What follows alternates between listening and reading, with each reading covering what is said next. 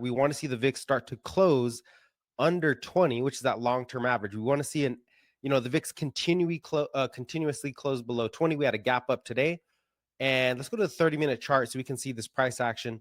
I don't think we're done yet, right? The fact that we gap below on Friday and I'm sorry, not gap below on Friday. This should have been, Monday. There we go. The fact that we gap below 20 Monday, try to test it, sold off. I was like, okay, we're looking good. Maybe that was it. 1 day flush, right? Over the weekend, we're good.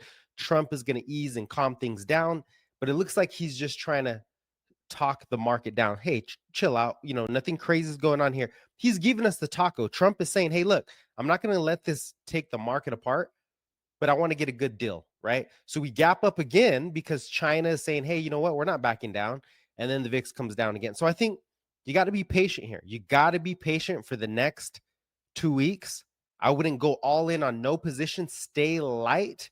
If something is, we're going to look at some charts here. We're going to look at the best charts that I'm seeing so far. If there are some charts that suggest, I need to get this internet up.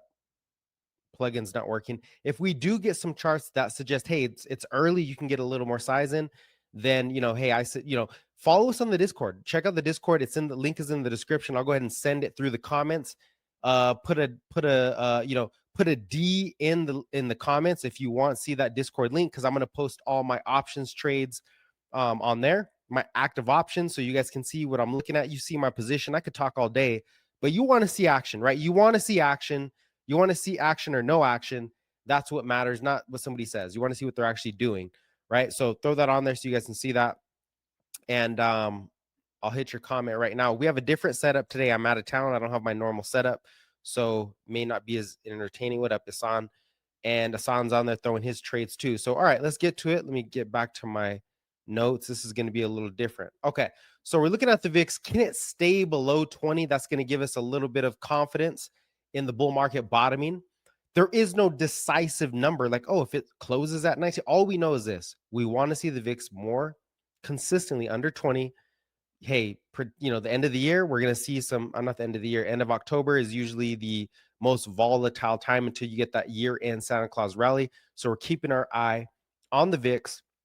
Where does it close, right? So far, it's kind of consolidating between 1850 and what do we got? 23, 24, 23. So we want to see it, break this low. Maybe that could be an area to buy or an area to add. It doesn't mean all your stocks are going to be, as the VIX, right? We're talking about the overall volatility and fear of the market. Okay. Overall, it doesn't stand for any individual name. What I'm seeing is a lot of names really start to accelerate, right? So if we look at the S&P really quick, right, it's trying to bottom out. It's trying to test this level. Usually that first drop test is what you want to see. Can it get and hold above that first drop test level? Looks like we're holding today. That means nothing. By the end of the day, we could easily roll over. I want to go anchored VWAP on the day and see if we can stay above that anchored VWAP. We got a bunch of anchored VWAPs, right? But we're not going to focus on this today. We don't know what the S&P is going to do. What we want to see is, hey, there's a lot of names starting to accelerate. Let's go ahead and move over to those. And before we get going, right, let's go to the 10-year, right? The 10-year is key. What I say, if the 10-year stays below, doesn't spike, I'm not worried. I'm not too concerned. And so far, the 10-year is not spiking.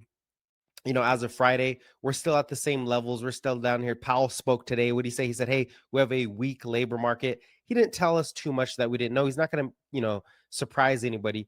For the most part, liquidity is still ample. Right. He did talk about liquidity tightening in some areas because of loan delinquencies, consumer slowing down, credit reduction for certain consumers. But, we're heading into the holiday season. So I wouldn't be worried about it. Rates are still low. We're good. Okay. Now let's move over to, well, we got a lot of names. We have a lot of, very bullish charts. And that's what we want to see, the stocks to watch.